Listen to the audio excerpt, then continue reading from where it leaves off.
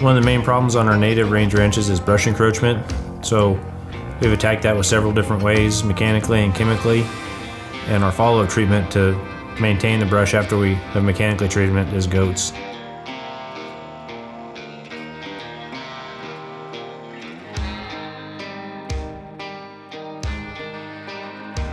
There's nothing easy with the goats. I mean, I'm not gonna sit here and tell you there's not one thing easy with the goats. It's getting better, but if you don't wanna work and you don't enjoy it, don't get goats. That's the best thing I can tell you. Our regenerative journey started with 7 research ranches, a total of 14,000 acres. Located across southern Oklahoma, each ranch property is unique in topography, use, and history. We want to take you along on our journey, showing you the challenges, the lessons we've learned, and the victories along the way to regenerating the ranch.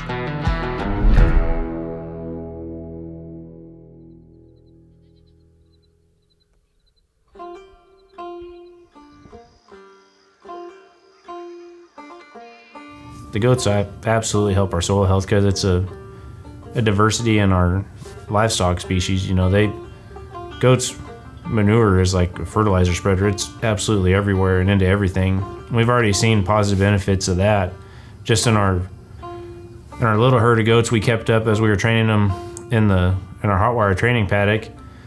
The grass in that came back amazing, and we're realizing the goats are doing a great job, but it's going to take us years and years to get around the whole ranch, just as the Oswald ranch. It'd take us a long time to get around the whole ranch with 150 goats. So we knew we needed to increase our goat numbers so we could increase our impact and get across the ranch to clean up the areas that we already had mulched that were coming back.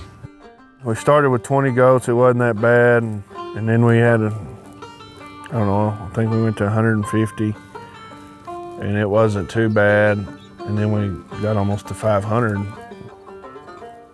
It was a challenge at first, just because we were learning, the goats were learning, and right now we're weaning calves too. So, but luckily all this happened. We got them hot wire broke and everything right at weaning, you know. So it's been pretty easy this week, which kind of scares me.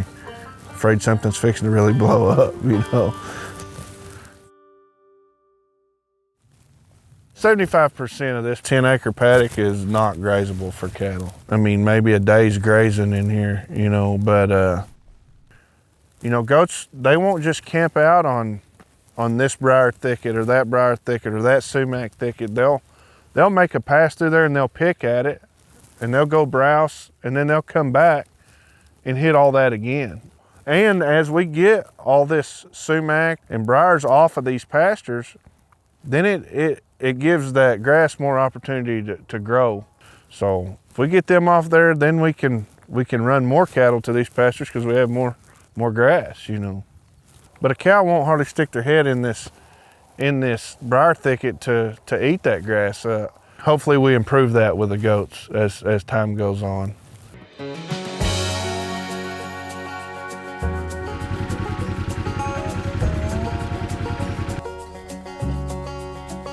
This is a 2,000-gallon water tank. The floats, they will gravity flow, but when you get 500 head drinking out of them, the gravity flow won't. You know, if 50 goats come drink out of these troughs, it won't keep up, you know.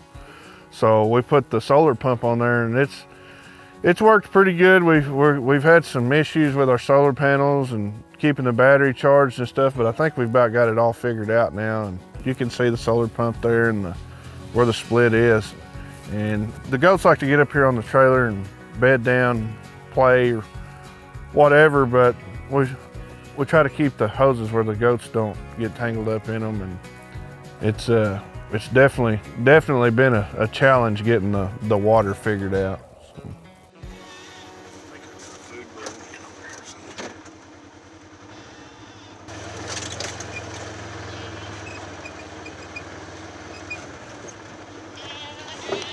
So this morning, we went to check the big goat herd, and 2 of the guardian dogs wasn't there.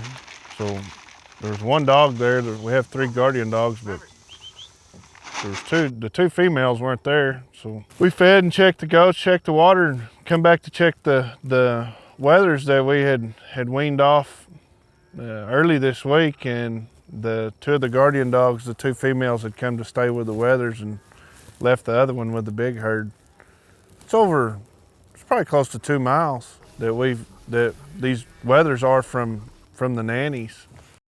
But here they are, Thelma and Louise. We knew that we wanted guardian dogs to live with the goats.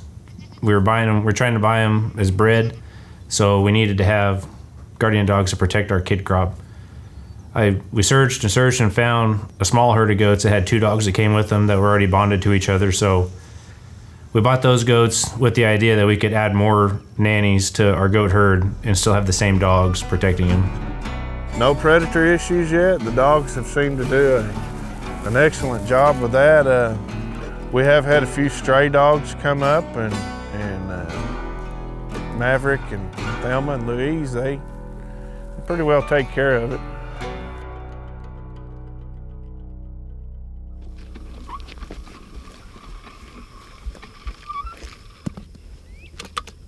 We've experimented with different size paddocks and different size shapes and frequency of moves, and we did have a hard time.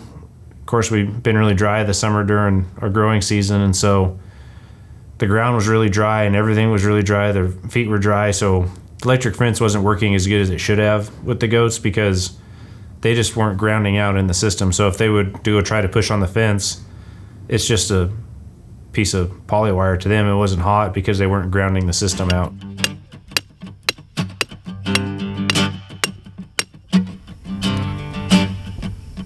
Ooh, 11.5. You don't want to touch that one.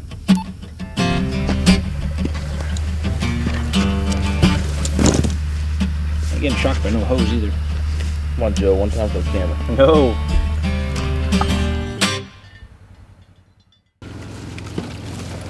So this is our portable solar charger for the goats.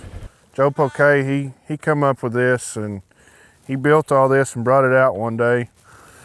And I kind of laughed at him, but it's been super handy, and it is very hot. This it has a SpeedRite 3000 portable charger on it. The 2-wire, as we kept trying to do it and not being as hot as this is now, the goats started pushing on the fences. They started getting out. So it was like that was the ticket. It was just getting our fences hot. So that was part of the learning curve. Is just with goats, you have to keep your fence hot, and you have to keep plenty to eat in front of them. Yeah, this 10 acres should last them to the middle of next week sometime.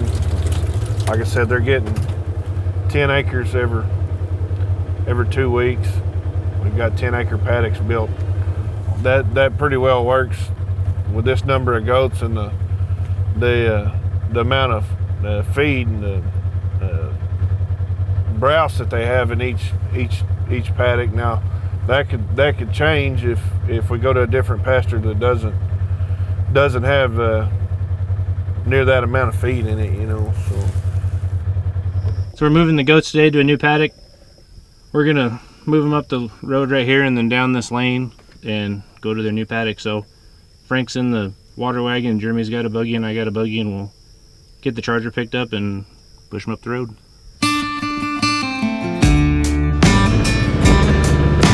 And then just wait up there, kind of in the lane as we're going up there, won't get around.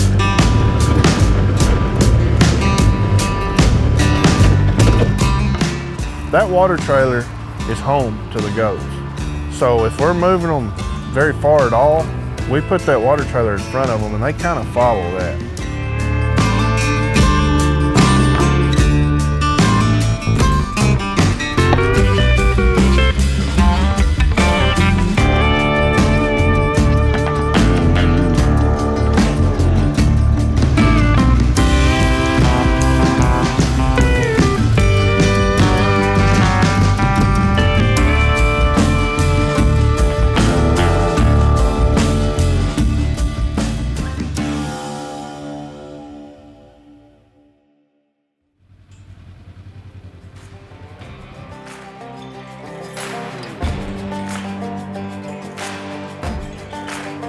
there's multiple factors that benefit having goats on the ranch. One, they utilize all of the resources that we have now, so we're able to graze acres that we can't graze with cows.